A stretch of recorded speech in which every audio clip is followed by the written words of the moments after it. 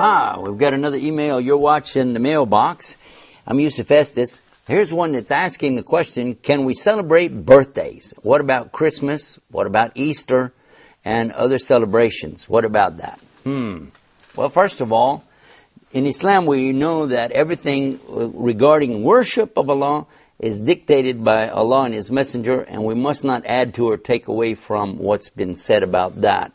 In the matters of the life, though, just daily life, we're free to do whatever we'd like to do except what's totally forbidden for us. If something's forbidden, then we mustn't do it.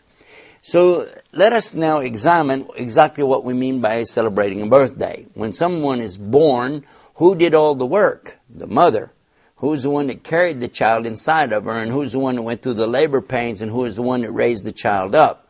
So if anything should be celebrated, it should be celebrating the mother for her hard work and her efforts.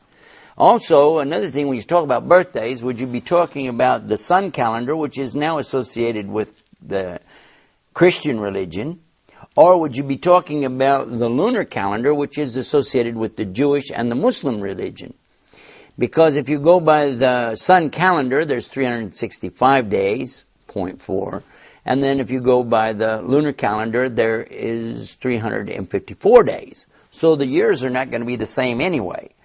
So if you said, well, it's just for fun, I want to have a cake and I want to put candles on it, well, now you got another problem. The candles on the cake actually are not coming from Christianity or Islam. They're coming from the Celtic religion, and this is the Druids, many, many centuries ago, and they used to worship fire and things like that, and this candle represents that. So we're starting to really infringe on the area here of worship, and this is why birthdays, Easter, Christmas, and all the rest of it is not something acceptable in Islam, because it implies a type of worship or celebration other than what's been approved by Islam. We do have two main Eids called Eidain, and that's Eid al-Adha and Eid al-Fitr. And if you understand how that works, we've got plenty of time to celebrate in there, have a good time.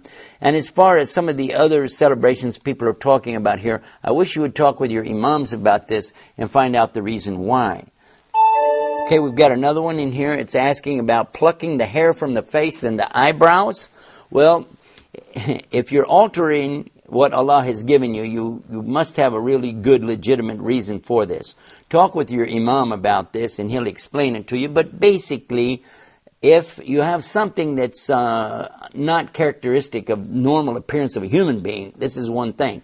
But if it's just to beautify yourself, to show off, to attract attention, that's absolutely haram, because you mustn't be doing that to attract the unwanted attention of these men and so on. Well, anyhow, that's it for the mailbox. Don't forget to visit our website, islamnewsroom.com, where you can type in keywords and get more of this. Till next time, peace. Assalamu alaikum wa rahmatullah.